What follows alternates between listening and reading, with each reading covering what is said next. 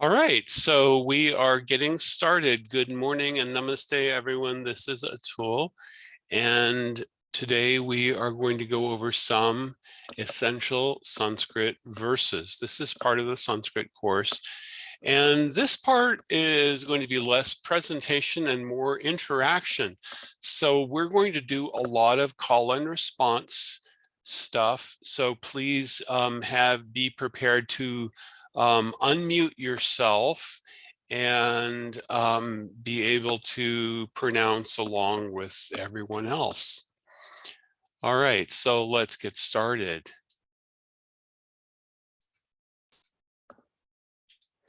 So what are we going to do? We have some essential verses from Charaka Samhita and Sushruta Samhita.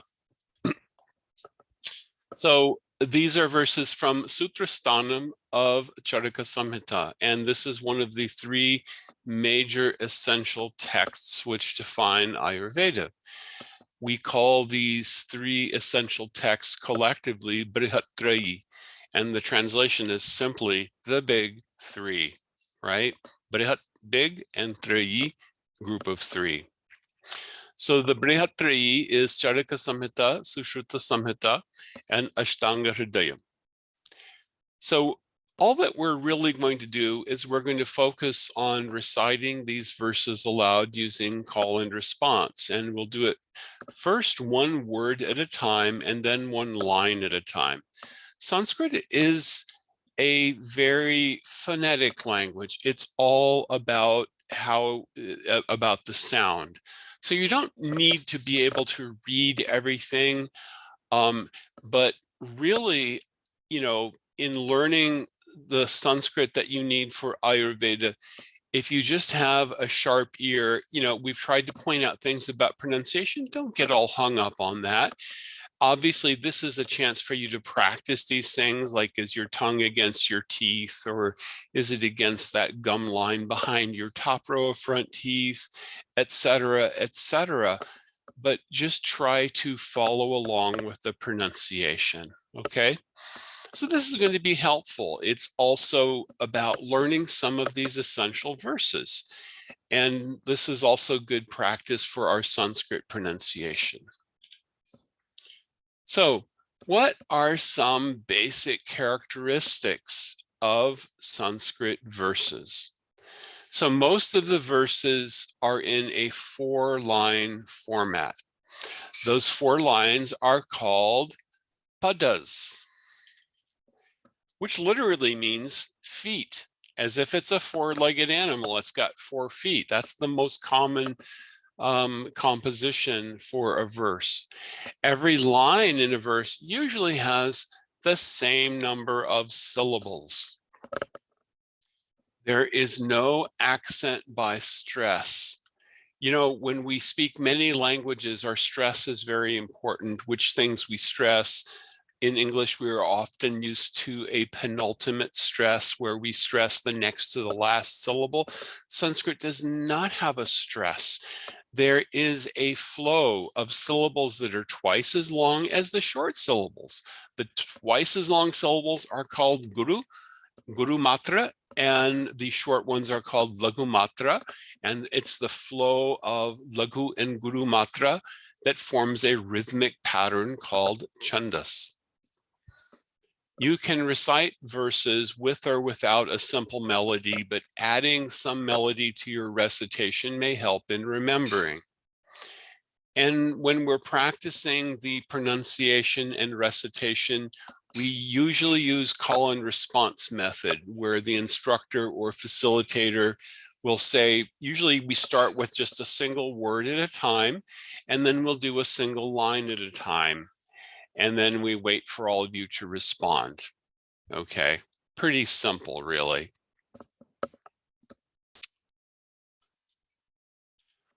So when we do the call and response, why do the single words sometimes sound different? And I'm getting ahead of myself because we haven't done that quite yet, but you'll see that individual words sometimes seem to end differently from what's shown in the verse. And these differences are due to rules of Sanskrit called sandhi. You don't have to understand how Sandhi works. The rules of Sandhi are actually pretty complex.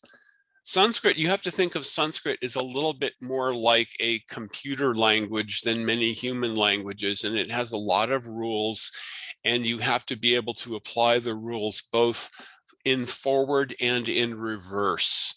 So things get packed into a verse, and then you kind of unpack them, and that unpacking and packing is called Sandhi.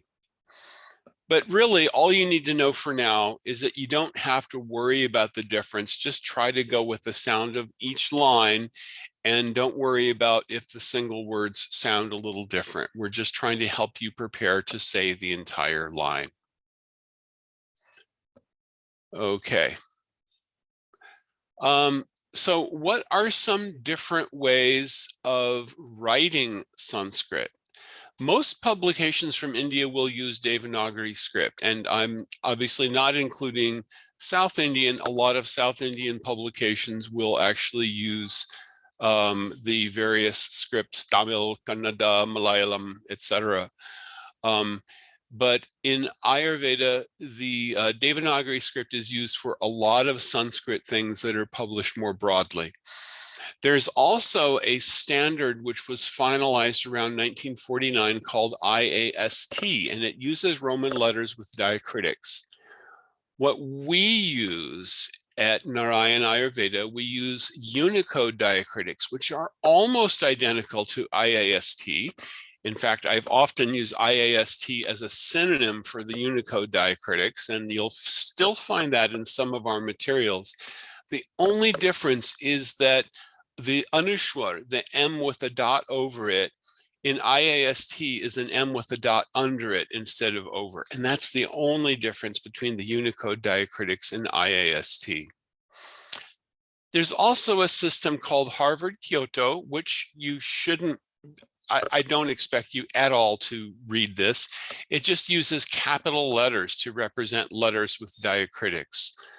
It's very hard to read, but very easy to type because all you need is a keyboard with a shift key.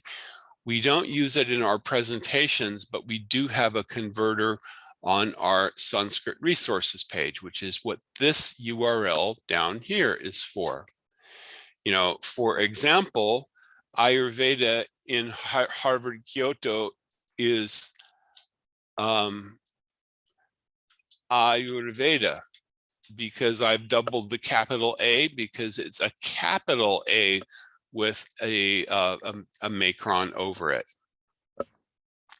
Or for example, dosha is dosha. The S is capitalized, meaning it's the S with a dot under it.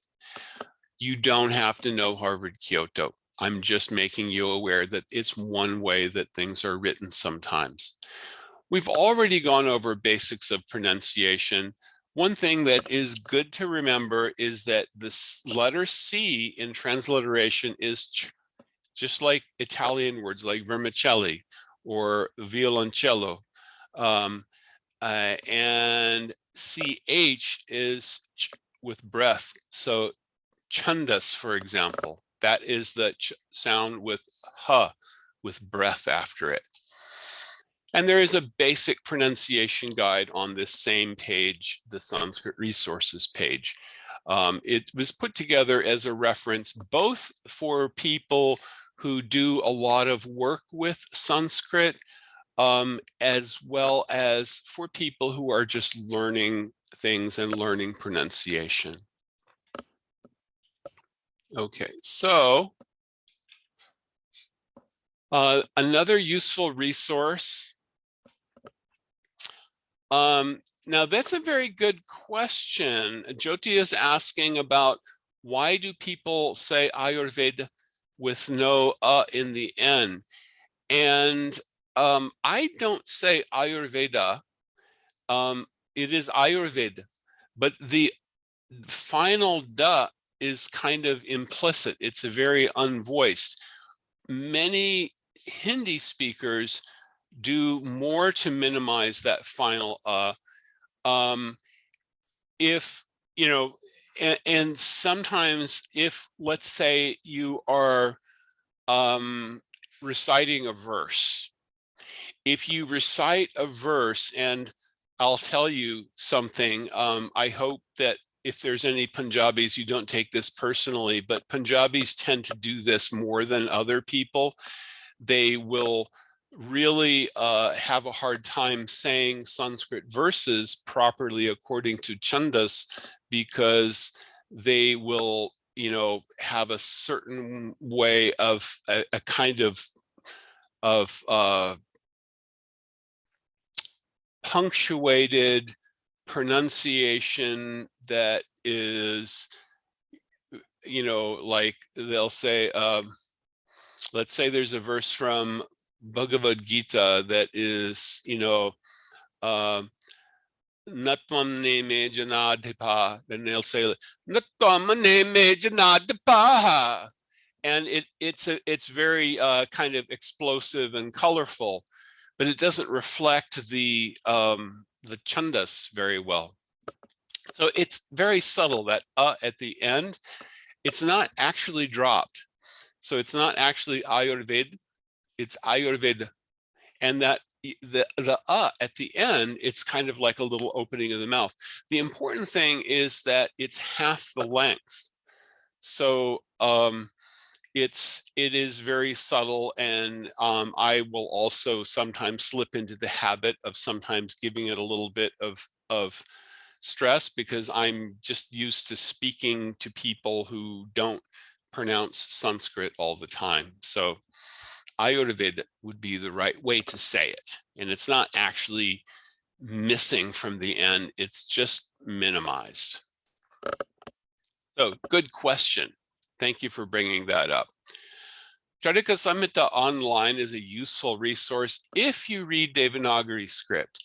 The names in Roman letters don't have diacritics on the site, but there are some texts that have a transliteration, which is kind of a hodgepodge. Some of it might be in some variant of IAST, and some of it might be partly in Harvard Kyoto, which is why I mentioned Harvard Kyoto. That's why we recommend this resource only if you read Devanagari or you're just looking for a rough translation. There are standards. That's the point that I'm trying to make. There are standards, but not everyone follows them, especially people who read Devanagari.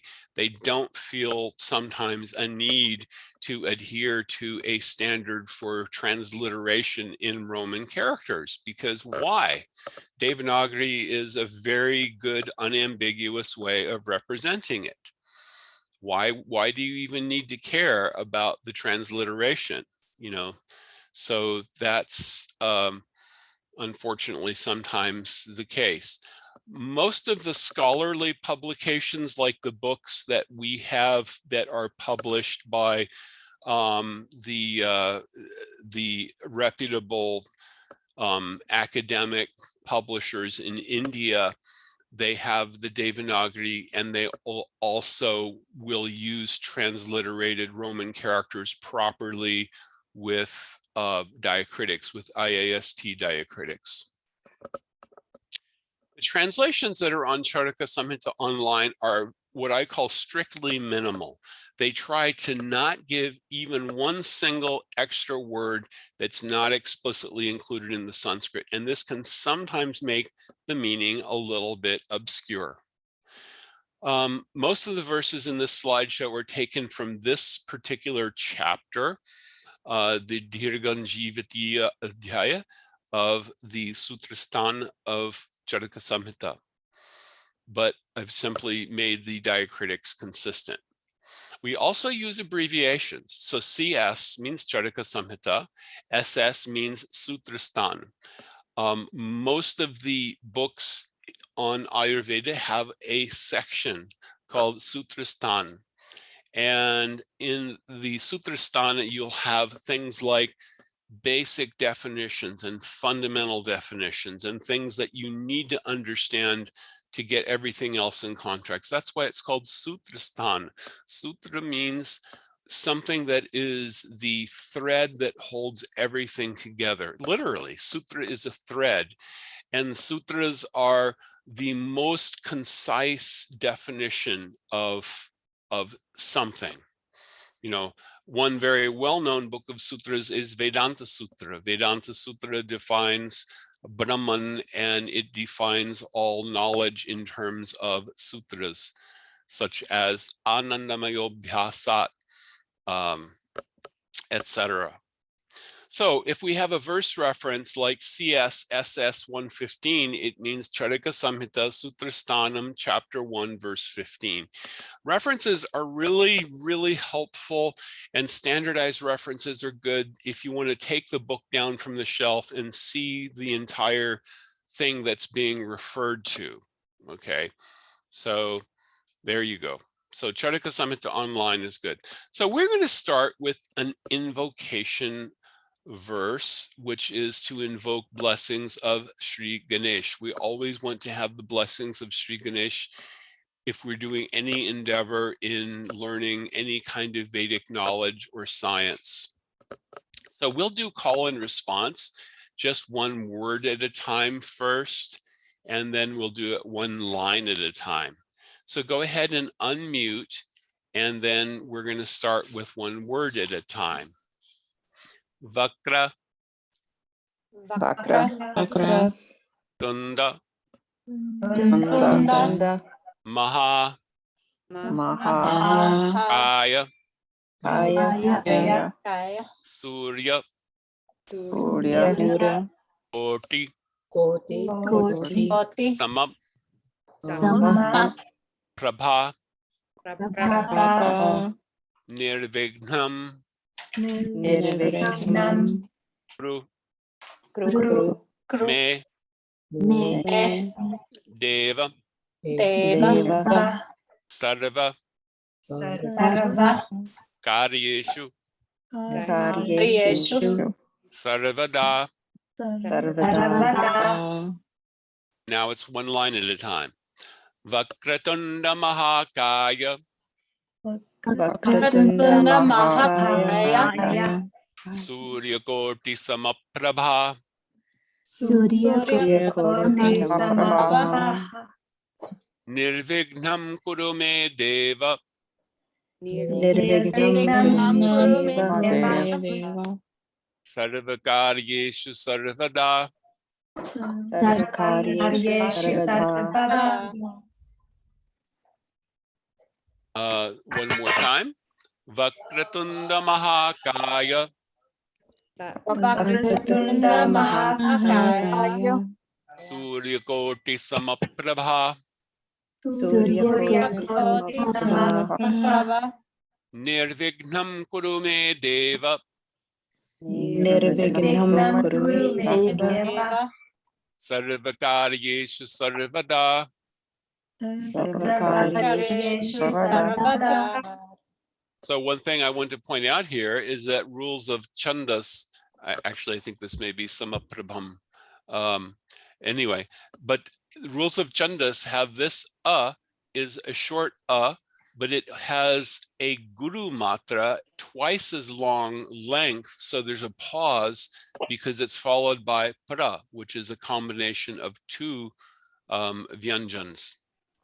So that is a rule. Some sources on Chandas suggest that it may not be, but I follow the definition in Chando Manjari, which suggests that this should be guru. So Samaprabham, and instead of Samaprabham. Otherwise, there are actually rules for the Chandas. So, O Ganeshji, you have a large body, your trunk is crooked, you have the bodily effulgence of 10 million suns. Please remove all obstacles on the path of progress in all endeavors and at all times. So let's go on. And whoops, yes, we missed one here. So invoking blessings of Shri Dhanvantari. So Bhagavan Dhanvantari is the predominating deity incarnation of Bhagavan Vishnu, in the deity of Ayurveda. Namami Dhanvantarim Adidevam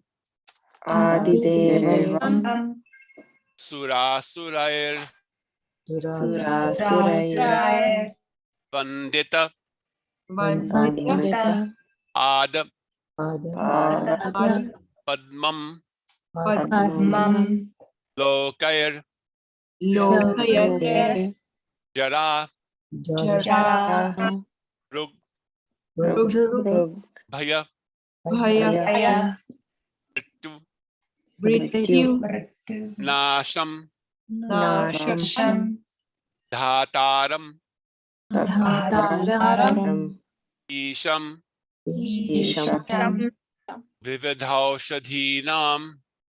Vivadhaushadhinam.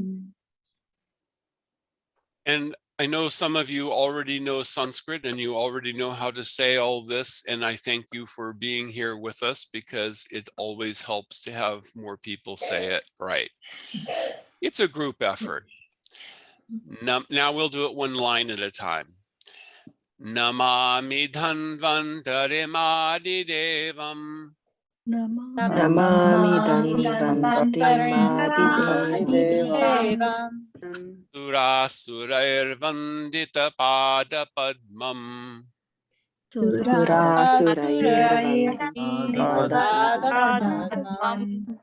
Lokair jararug bhayamrityunasham. Lokayarvayamritunasham Dhataramisham vividhaushadhinam. Dhataramisham Vivedaushadhinam. One more time. Namami dhanvantari devam. Namami Dhanvantarimadideva Surasurair vandita pada padmam. Surasurair Vanditapadapam Lokair jararug bhayamrityunasham. Lokayar Jararupayamritunasham Dhataramisham vividhaushadhinam. Dhataramisham Vivadaushadhinam. I bow down to the Supreme Lord Sri Dhanvantari, the dispenser of various medicines which vanquish the old age, disease, fear, and death of all beings, who is the original Lord and whose lotus feet are worshipped by gods and demons. There is a narration that Dhanvantari appeared in the story of the churning of the ocean of milk, the Samudra Manthan, that is described in various Puranas. And he came carrying the pot of Amrit. It is a very long story and a very interesting one where both the Devas, the angels, and the Asuras, the demons, they came together to perform this great action of churning an ocean. So they used a mountain, Mandara mountain, as the churning rod. Bhagavan Vishnu appeared as the Kurma or tortoise incarnation to be the support of that churning rod, and also manifested himself in a 1,000-handed form on top of the mountain to hold the rod in place. And they used the gigantic snake Vasuki as the rope to wrap around the spindle or churning rod in the form of a mountain. And they put many different types of herbs in the ocean of milk and performed churning, and many things came out. It is a very long and very interesting story, and there are many slight variations on it in the various Puranas, but this is one of the very old original stories in our tradition. And this is also the part of the origin story of Ayurveda, because Dhanvantari is worshipped as the giver of medicines and symbolized by a very beautiful person with a dark complexion holding a golden pot in his hands.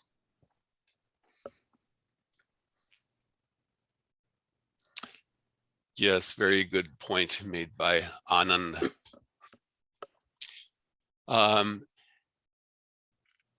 So let's go to another verse. Now, this is from Charaka Samhita. Now you notice, for example, I say Charaka Samhita. I don't say Charak Samhita. It is not Charak Samhita, it is Charaka Samhita. But the ka is short. So these are three short syllables, Charaka Samhita, Charaka Samhita. So this is three short, one long, one short, and a long syllable here. So it is a flow. Anyway, this is a verse on the 4 goals of life. So we'll start with one word at a time. Dharmartha, Dharmartha, Kama, Kama, Mokshanam, Mokshanam, Arogyam, Arogyam, Moolam, Moolam, Uttamam, Uttamam, Rogas, Rogas, Tasya, Tasya, Apahartaraha, Apahartara, Shreyaso, Shreyaso, Jivitasya, Jivatasya, Cha, Cha, Dharmartha Kama Mokshanam, Dharmartha, Kama, Mokshanam, Arogyam Mudamuttamam, Arogyam, Uttamam, Rogastasya Pahartaraha, Rogastasya Pahartara, Shreyaso Jivitasya Cha.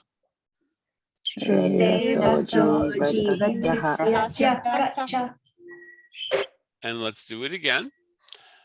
Dharmartha Kama Mokshanam, Dharma Kama Mokshanam, Arogyam Mulamuttamam, Arogyam Uttamam, Rogastasya Pahartaraha, Rogastasya Pahartara, Shreyaso Jivitasya Cha. Shreyaso Jivatasya Cha. So this is directly the translation from Charaka Samhita online. And as I said, it is a very minimal translation. Health is the best source of virtue, wealth, gratification, and emancipation, while diseases are destroyers of this source, welfare, and life itself. In other words, there are 4 goals of life.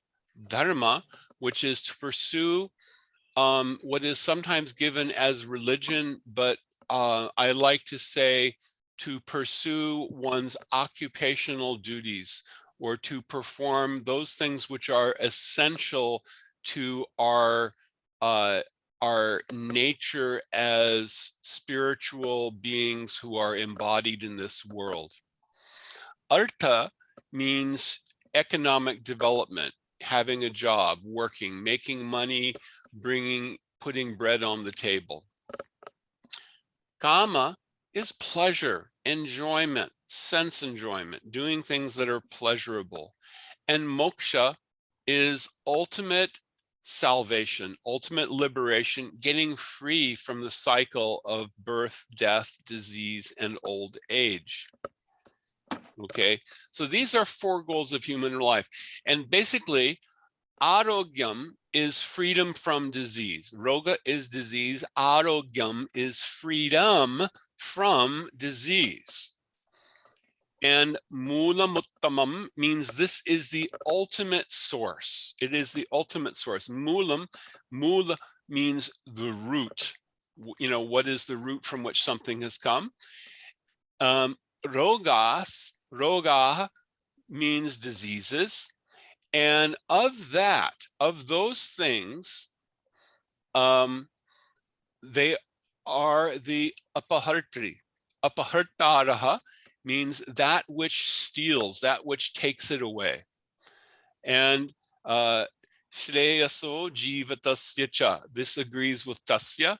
So these four things, dharmartha kama mokshanam, which give well-being and which give life to all beings, diseases take those qualities away. They take away our well-being. They take away our ability to perform our duties, to do the things that are proper to do. They take away our ability to enjoy. They take away our ability to make money. Everything is destroyed by disease. And arogyam is essential for doing these things. Okay, so 4 goals of life. So this is a theme that occurs a lot in Vedic literature, is the concept of dharma, artha, kama, and moksha.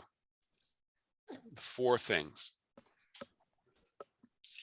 All right, so now what is the scope of Ayurveda?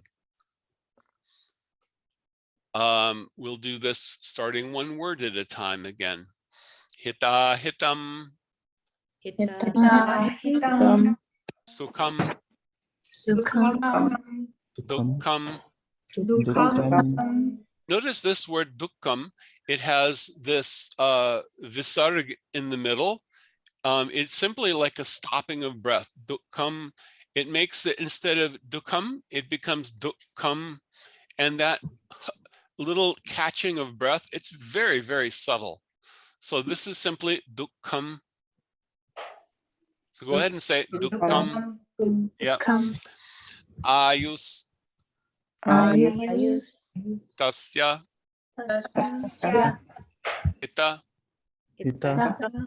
ahitam, Hitam, manam, Manam, cha, Cha, touch, Touch, cha, Cha, yatroktam, Yatram, ayurveda, Ayurveda, sa, Sa, uchyate. Uchate, Notice that here Ayurveda occurs with the case ending for something that is in the nominative case, or pratama vibhakti, and therefore it has this visarg at the end, which makes this a guru matra. That's a lot of very complicated explanation that I'm giving, but when we, have it written, we drop the case endings, and so Ayurveda. So it is short at the end. All right, let's do it one line at a time now. Hita hitam sukham dukkam. Hitam, Dukkam, Ayustasya hita hitam. Ayustasya, Hitam, Manam chatach yatroktam. Manam, Chatroktam, Ayurveda sa uchyate. Ayurveda,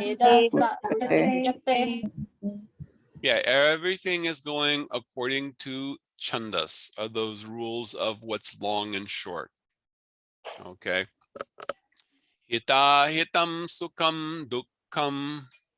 Hitam, Sukham, Dukkam, Ayustasya hita hitam. Ayustasya, Hitam, Manam chatach yatroktam. Manam, Chatroktam, Ayurveda sa uchyate. Ayurveda, Sa Uchyate, So Ayurveda is that which deals with good, bad, blissful, and sorrowful life, and with what is wholesome and unwholesome for life, longevity, and about which Ayu is in itself. So that's a kind of a terse translation. I would say that this is defining Ayurveda. Ayurveda is that which gives us the measure of life as those things which are beneficial and unbeneficial and bring us happiness and distress, and which are because they are beneficial or unbeneficial for life itself. And the understanding of that relationship is called by the name Ayurveda. And that's a much more wordy translation than you have here. I hope that makes sense. So this is another, very useful verse to know. All right. And now the next verse gives us the definition, what is the Ayu in Ayurveda? One thing I want to point out, if you look in this verse, Ayus is actually a Sanskrit word. You never have a Sanskrit word ending in s. It becomes this H with a dot under it, but by rules of Sandhi, that becomes s again. So that's just, I'm telling you a little bit about how complex Sandhi is. Ayus here is Ayu, the Ayu in Ayurveda. And in the word Ayurveda, this Ayus becomes Ayur. So Ayurveda is Ayus plus Veda. Okay, I hope that makes sense. Just trying to give some context to how we have basic words like Ayus, and this becomes Ayur in Ayurveda. There's actually 100% a set of rules that are built on other rules that explain how it all works. It's all completely logical. And it's Sanskrit is a highly logical language. It's just complicated to learn because there are many, many rules. Okay, so let's go on to this. Now we're talking about what is the meaning of Ayus? Because anyone can say, oh yes, Ayurveda is the science of life. What do we mean by life? Well, obviously life means not death, right? Means I'm breathing and I'm not dead. That means I'm alive, and that's what life means. No, that's not our tradition at all. In the tradition of Vedic literature and Ayurveda and in Sanskrit literature, we want to have a more precise definition. And so this is now diving deeper into what is the Ayu in Ayurveda.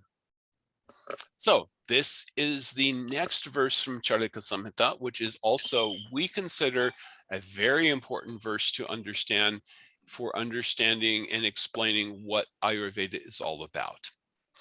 So let's start with one word at a time.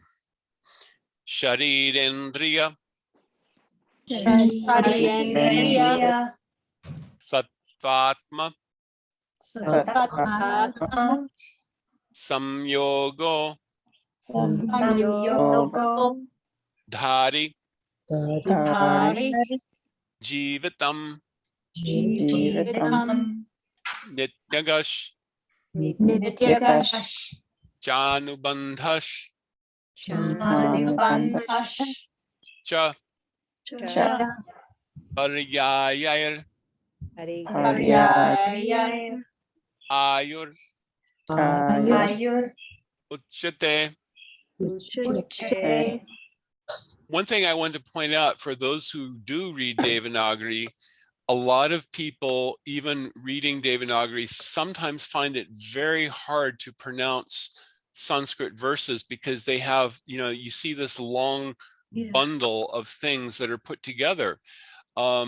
We try to, in doing the transliteration, like this is Sharirendriya Sattvatma Samyogo, and we hyphenate all that to break it up to make it a little easier to read it in transliteration, because the way Devanagari is composed, it's assumed that you read this, you know Sanskrit, you know the rules of Sandhi, and you already know how to break it up.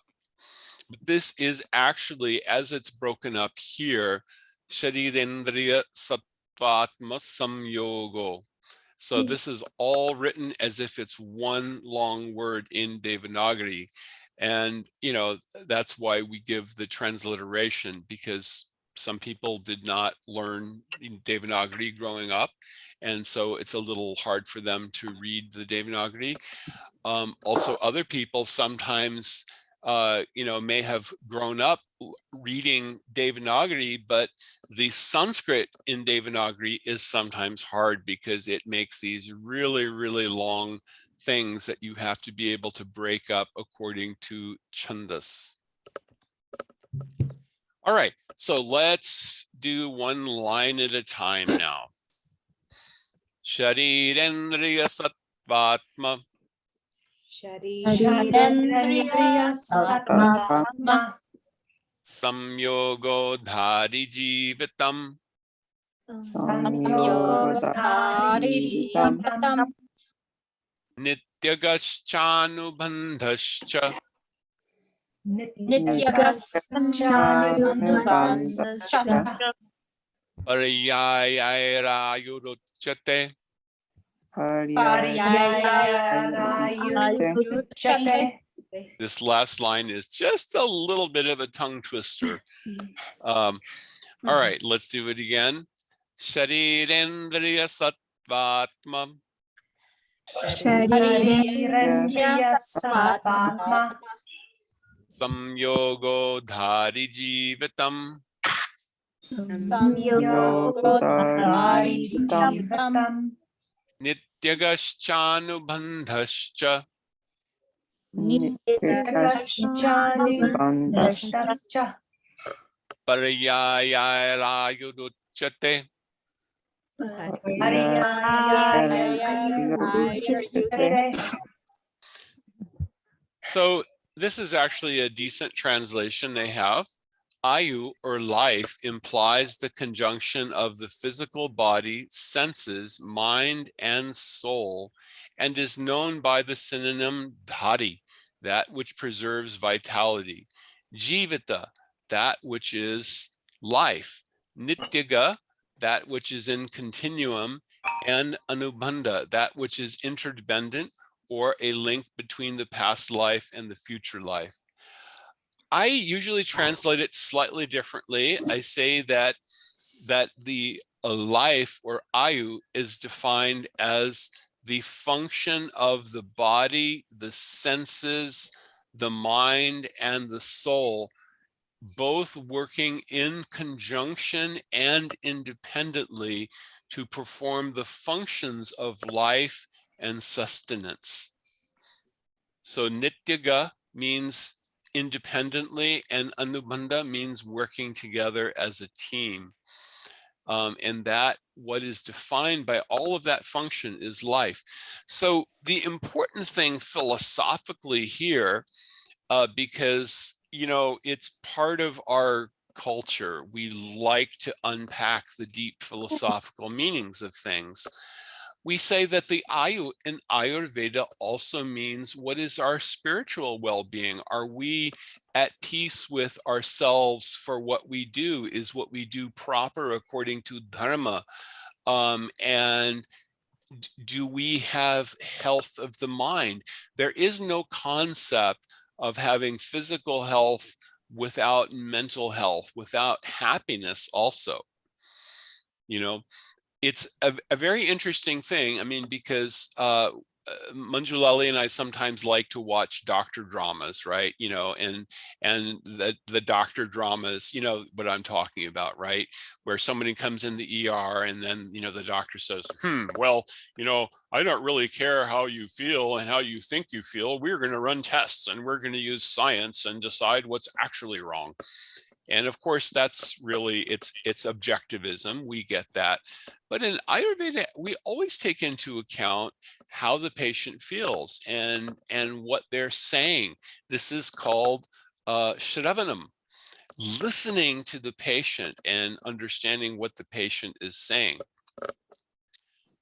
This is not to decry the objectivist approach of Western medicine. It's simply to say that part of the holistic approach in Ayurveda is that we try to understand everything, and even the actions that someone takes and how they feel about their actions. This may also be part of health. Nowadays, Western medicine is moving in the direction of being somewhat more integrative and in looking at, the mental as well as the physical health. But the concept of Atma is still absolutely verboten. You cannot talk about this in the context of Western medicine because they say, well, there's no scientific evidence for the existence of the Atma. Which is true. It's all by logic and inference that we understand the existence of the Atma. We start with the logical premise of what's the difference between a living body and a dead body. And we analytically understand Atma. And really, Ayurveda says you need to take Atma into account, and you need to understand relationship between Atma and mind and ego and all of these things to really grasp life. So there you go. A very simple verse, but a very concise definition of what is the Ayu in Ayurveda. Yes, that's correct. So let us come. This is the final verse, and this one is from Sushruta Samhita. I said it was all going to be from Charaka Samhita. Well, I lied. This one is also from Sutrastan of Sushruta Samhita, chapter 50, verse 41. This is the definition of health. It's another very important defining verse in Ayurveda. So let's start repeating one word at a time. Sama, Sama, dosha, doshaha, samagnish, samagnish, cha, cha, sama, sama, dhatu, dhatu, mala, mala, kriyaha, kriyaha, prasannatma, prasannatma, indriya. indriya, You see what I did there? Prasannatmindriya is all one run together. I broke it up into prasannatma and indriya because prasannatmindriya is a little bit of a mouthful. Manaha, manaha, swasta, swasta, iti, iti, abhidhiyate. abhidhiyate, Okay, and now one line at a time. Samadosha samagnishcha. samadosha, samagnisha, Samadhatu malakriyaha. samadhana, Prasannatmindriya manaha. prasannatmindriya mana. Yeah, the flow is a little tricky on this one because it is short, long, long, long, and then short, short, short, long. Prasannatmindriya manaha.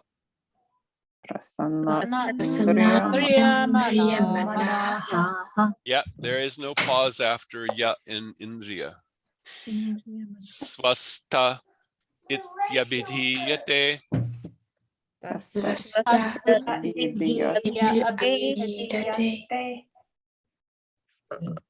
Let's do it one more time. Samadosha samagnishcha.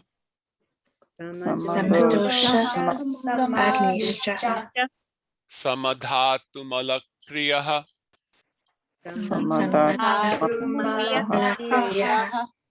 Prasannatmindriya manaha.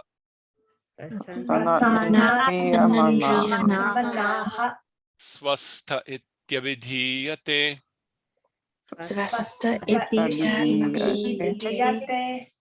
I just want to point out a couple of other things here.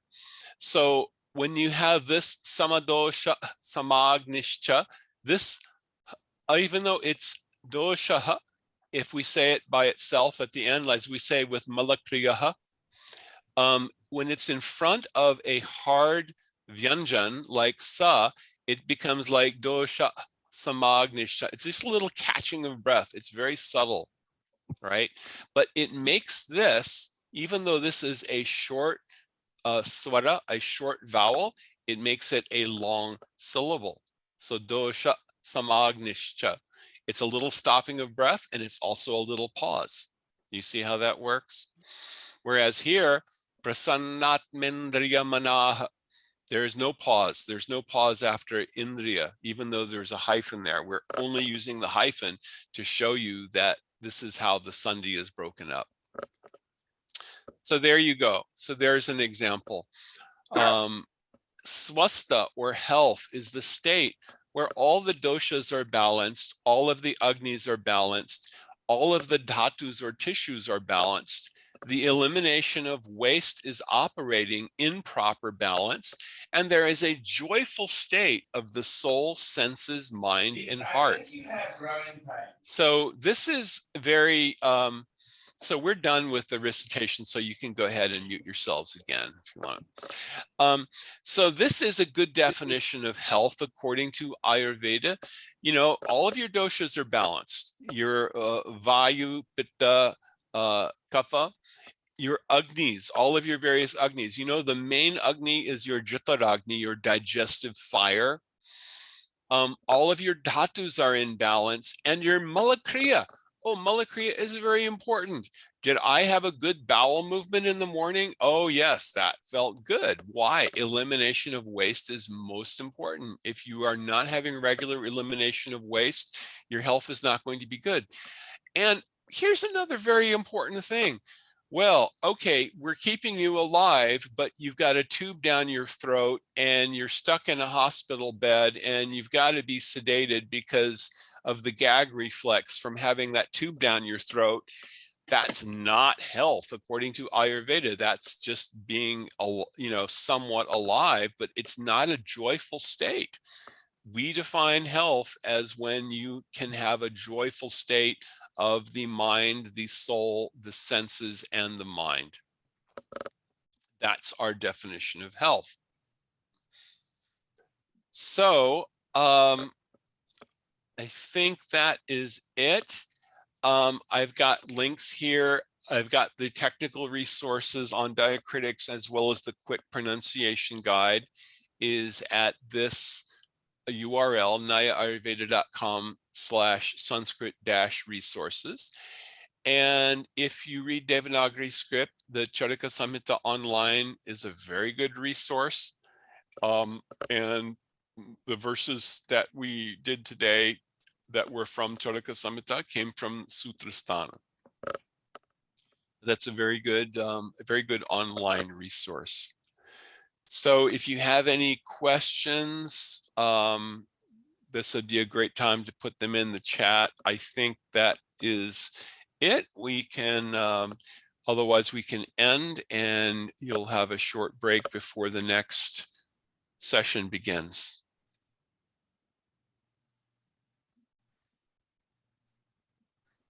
All right. Thank you very much.